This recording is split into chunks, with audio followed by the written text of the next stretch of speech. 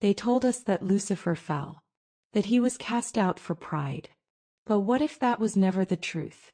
What if the brightest of all angels was punished for revealing too much light? They called his wisdom blasphemy, his curiosity rebellion, and his light became the shadow they taught us to fear. Hidden beneath cathedrals, sealed in ancient vaults, the knowledge of light still whispers. The truth they erased never died. Maybe Lucifer never fell. Maybe he was locked away with the truth. They told us that Lucifer was the fallen one, that he challenged God and was thrown into the abyss. But the word Lucifer itself never meant evil. In Latin it means the bringer of light. In the oldest biblical translations, Lucifer was not even a name, it was a title, a description of the morning star, the one who brings light before dawn. In the book of Isaiah, the verse says, "How art thou fallen from heaven, O Lucifer, son of the morning?" But what many don't know is that this line referred to a Babylonian king, not the angel of darkness we imagine today. The connection between Lucifer and Satan came much later, reshaped by centuries of translation, politics, and fear. In early Christian texts, the light-bearer was sometimes seen as a divine force that guided humanity toward knowledge. But as knowledge grew, so did control. Empires learned that ignorance could be used as a weapon. And so the light had to be rebranded as temptation. When we read the Book of Enoch, a banned text removed from the canonical Bible, we find a story that mirrors Lucifer's. The Watchers, angels who descended to earth, gave humans knowledge of metal, weapons, stars, and signs. For this act of teaching mankind, they were cursed, bound in darkness. The same punishment given to Lucifer. The same crime, enlightenment. Could it be that the so-called fall was not rebellion but sacrifice? That he brought light to those left in darkness and was condemned for it? The Church has long feared those who question, those who seek the hidden truth. Perhaps Lucifer's sin was not pride but compassion. The Vatican's oldest documents mention a Codex Lux or Book of Light, said to have been written before Genesis itself. Some claim it holds fragments of the original creation code, the words that shaped reality. Scholars who've searched for it in the Vatican archives claim to have found sealed chambers filled with texts never shown to the public. Scrolls describing divine technologies, sacred geometry, and the origin of consciousness. If this is true, then Lucifer's light was not fire but knowledge. The forbidden kind that frees minds. Knowledge that erases the chains of blind obedience. That light, hidden under cathedrals, still burns.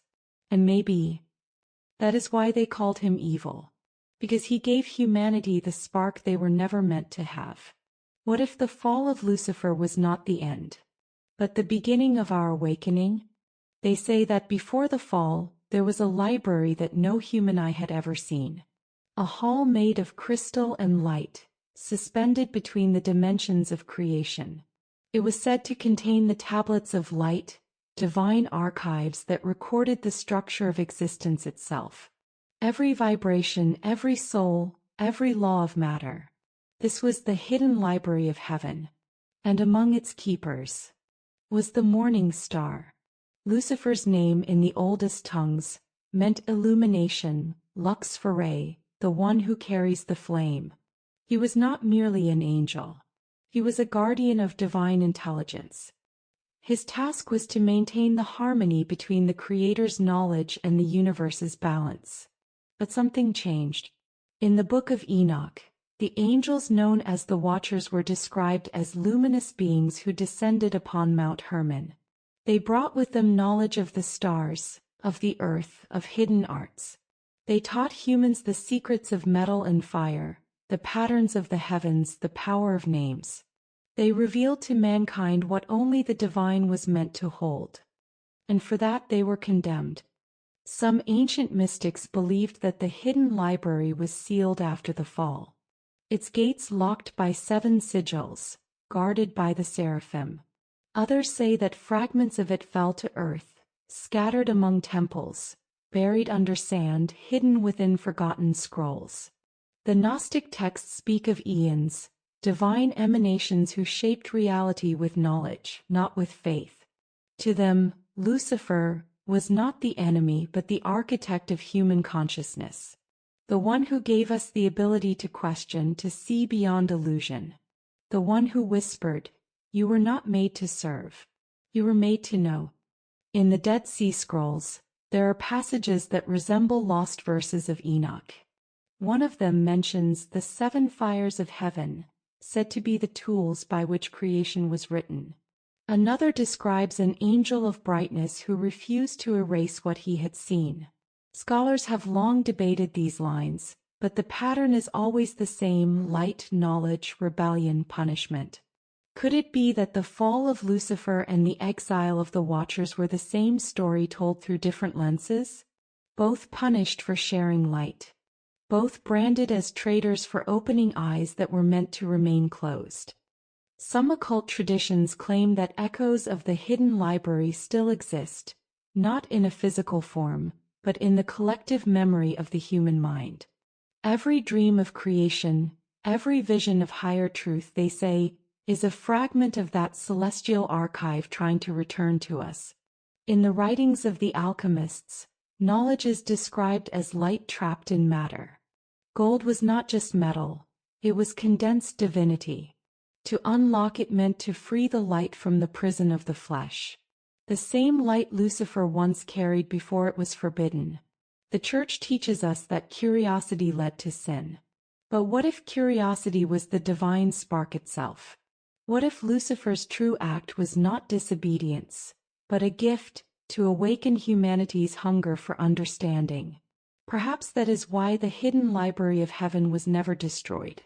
Because it was never built of stone or fire. It was built inside the human soul. Every time a question is asked, a page from that library turns. Every truth uncovered is one step closer to the light they tried to erase. They can burn the books, silence the prophets, and bury the truth.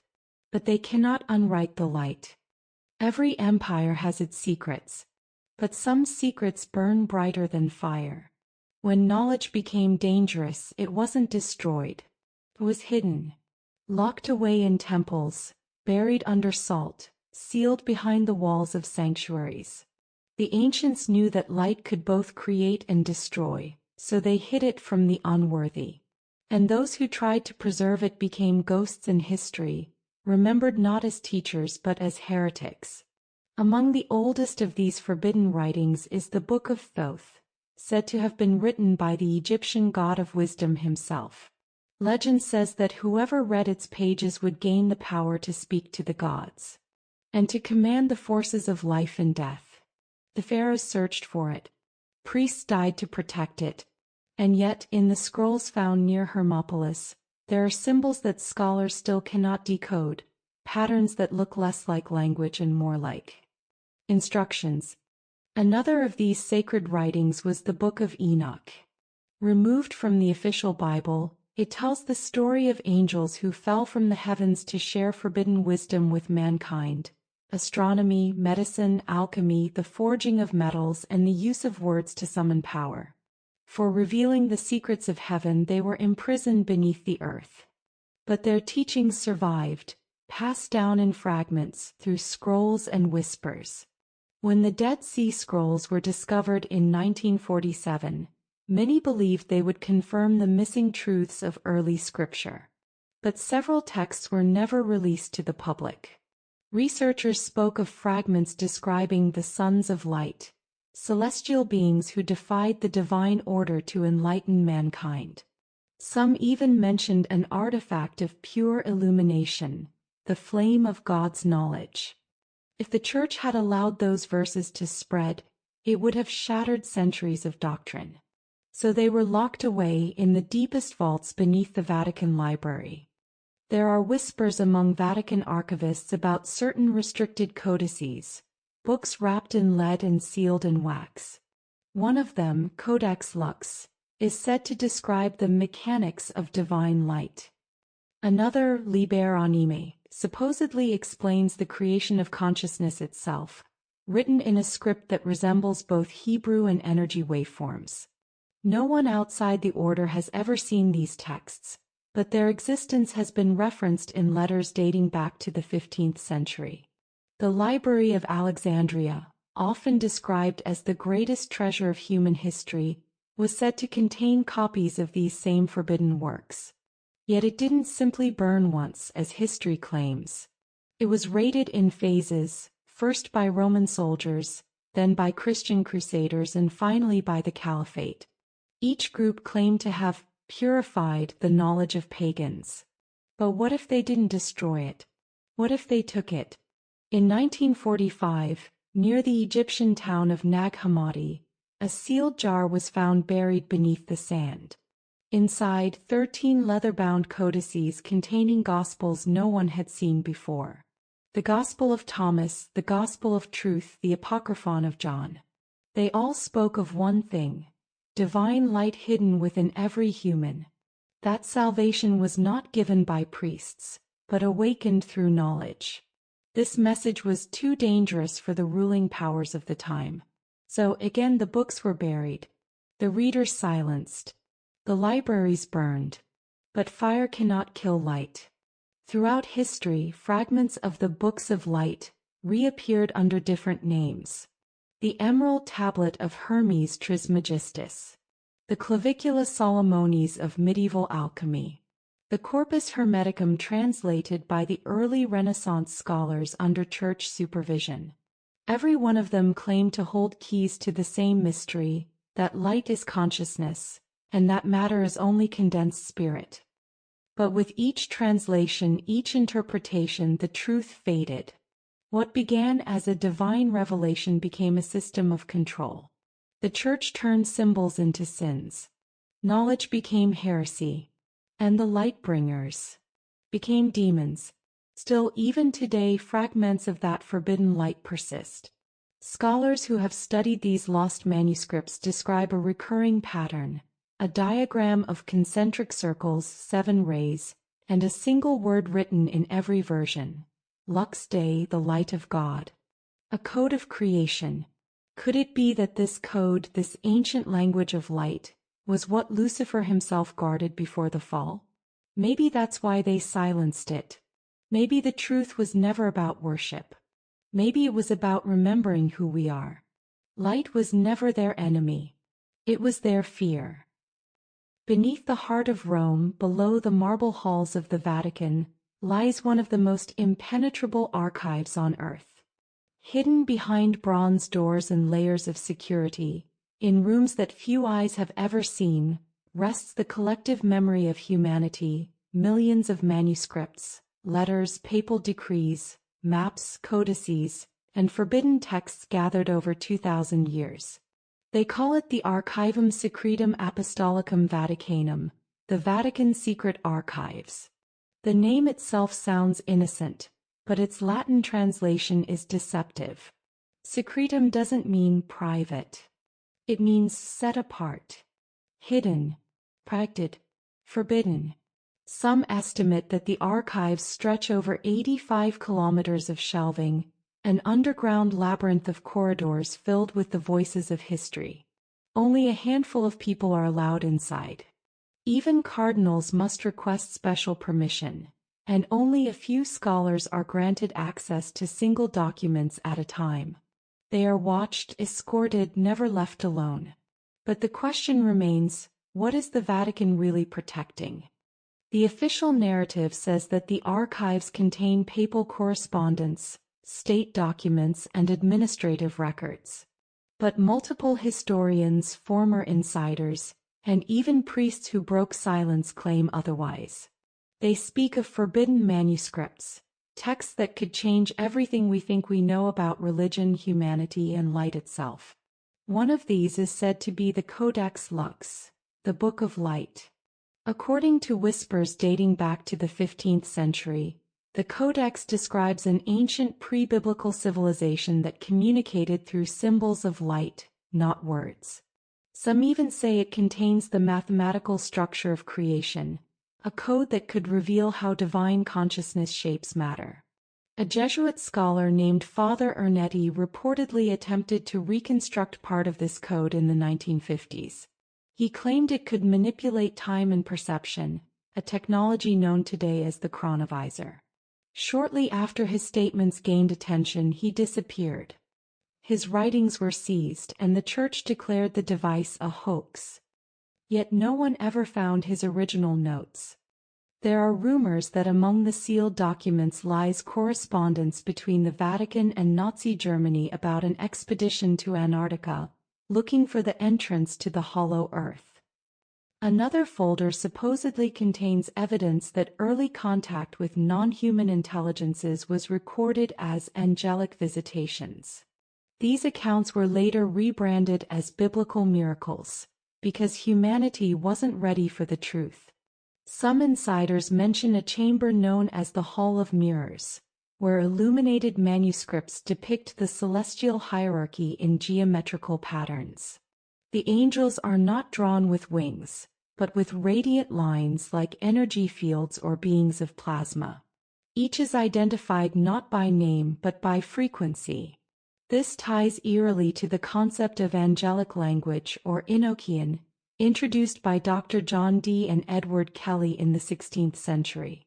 They claim to receive messages from higher beings through scrying mirrors, black obsidian discs, identical to those found in Mesoamerican temples.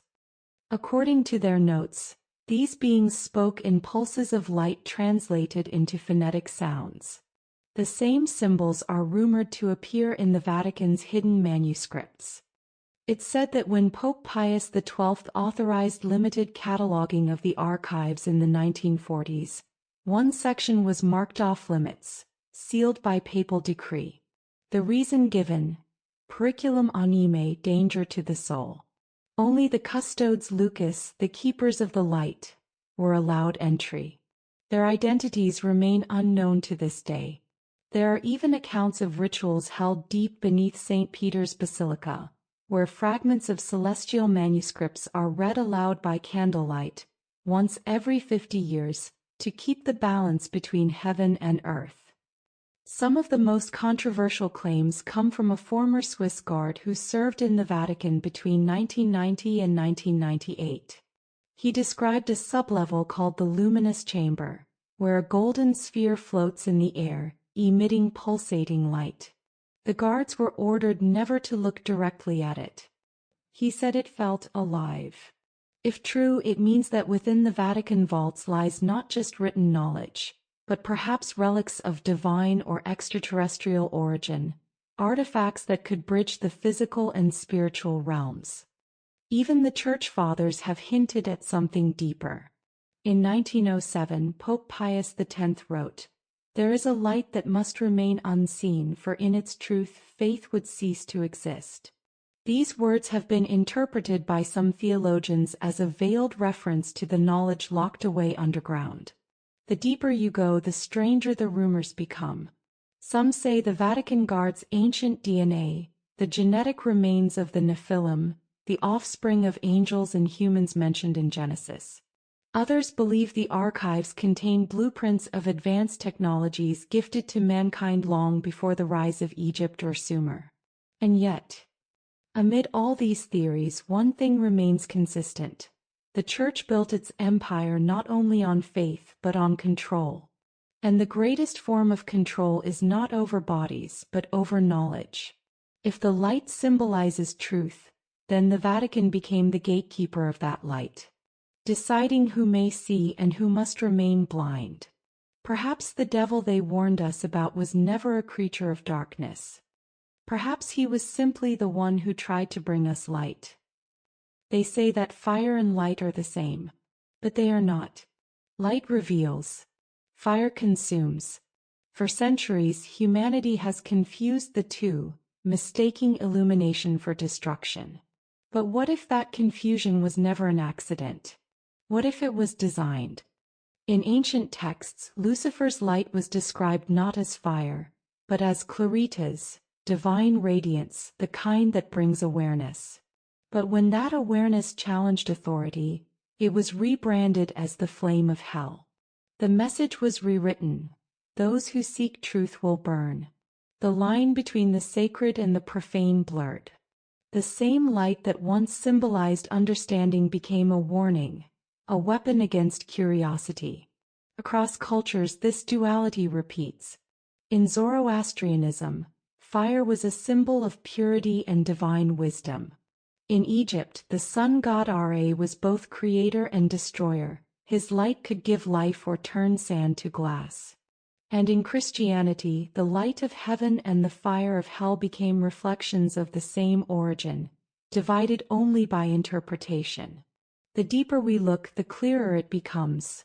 What we call evil may have been the first act of freedom. The Church has always feared one thing: knowledge without permission. The serpent in Eden didn't bring sin. He brought awareness. He opened eyes. And for that he was damned. The forbidden fruit was not evil. It was information. To eat it was to evolve.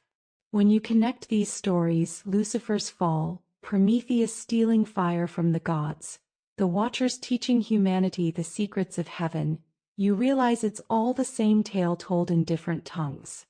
The bringers of light are always punished, their gifts always twisted into curses. Prometheus gave humanity fire, the symbol of creation and intellect. The gods chained him to a mountain. Lucifer brought light, the symbol of divine knowledge. The heavens cast him down. In both stories, the message is clear. Do not rise beyond what you're allowed to know. But here lies the paradox. Every time light is suppressed, it finds a new way to return. Through science, through art, through heresy. The truth is viral. It cannot die. Even the alchemists understood this. In their secret language, the flame represented transformation, not punishment. They believed that the inner fire was the divine spark within man, the lumen naturae. To ignite it was not to fall, but to awaken. Some scholars say this is the real meaning behind the phrase fiat lux, let there be light. It was not a command of creation. It was a permission of consciousness. But the Church redefined it. Light became obedience. Flame became rebellion. And so began the eternal war, the war not between good and evil, but between truth and control. Even today the pattern continues. Knowledge that frees minds is hidden, censored, or mocked. Every revelation that threatens the established order is labeled as conspiracy, blasphemy, or insanity. The flame burns those who dare to touch it. But the light still waits. Maybe that's the final secret.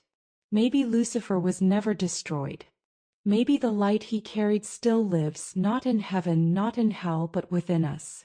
Every question we ask reignites it. Every truth we uncover feeds it. And every time someone dares to see through the darkness, that same forbidden light returns to the world. They told us to fear the fire. But maybe the fire was never the enemy. Maybe it was the key. There are truths that are not lost, only buried. And there are lights that never fade, only hidden. For thousands of years, the story of Lucifer has been told as a warning. But maybe it was never meant to be a warning at all. Maybe it was a reminder. A whisper from the beginning of time. That light must sometimes fall into darkness so that consciousness can rise. In every myth, the light bringer is punished. Prometheus chained for bringing fire. The Watchers bound for teaching mankind. Lucifer cast out for revealing knowledge. Different names. Same crime. Illumination. But what if he never fell? What if he was never the enemy? What if he was sealed away with the truth itself? Every age of darkness begins the same way, not with evil, but with the silencing of curiosity. When people stop asking why. When faith replaces understanding. When fire becomes fear. The Church, the Empire, the modern world all have repeated the same act. Hide the light, then teach the masses to fear it. They tell us that to question is sin, that to seek is pride, that to look within is rebellion. But what if the greatest act of faith is to see? Maybe the forbidden library was never a place, but a state of mind. Every time a soul chooses awareness over obedience, a page from that library opens again. Every time someone searches for meaning in the darkness, Lucifer's light burns a little brighter. In alchemy there is a saying, Visita interiora terrae, rectificando invenis occultum lapidem. Visit the interior of the earth, and by rectifying you will find the hidden stone. The alchemists knew what that meant. The earth is you. The stone is the truth. And the light is what you have always carried. They tried to divide light and darkness, to turn creation into war. But both come from the same source, the same beginning. Maybe Lucifer never fell. Maybe he descended to bring us the memory of who we are. The divine spark. The flame of awareness. The courage to ask the forbidden question. So, then the war between heaven and hell was never about good and evil. It was about knowledge and ignorance, awakening and control. And now that choice belongs to us. To stay blind or to see. To fear the light or to become it. They told us the story of the fallen angel. But maybe it was the story of our own awakening.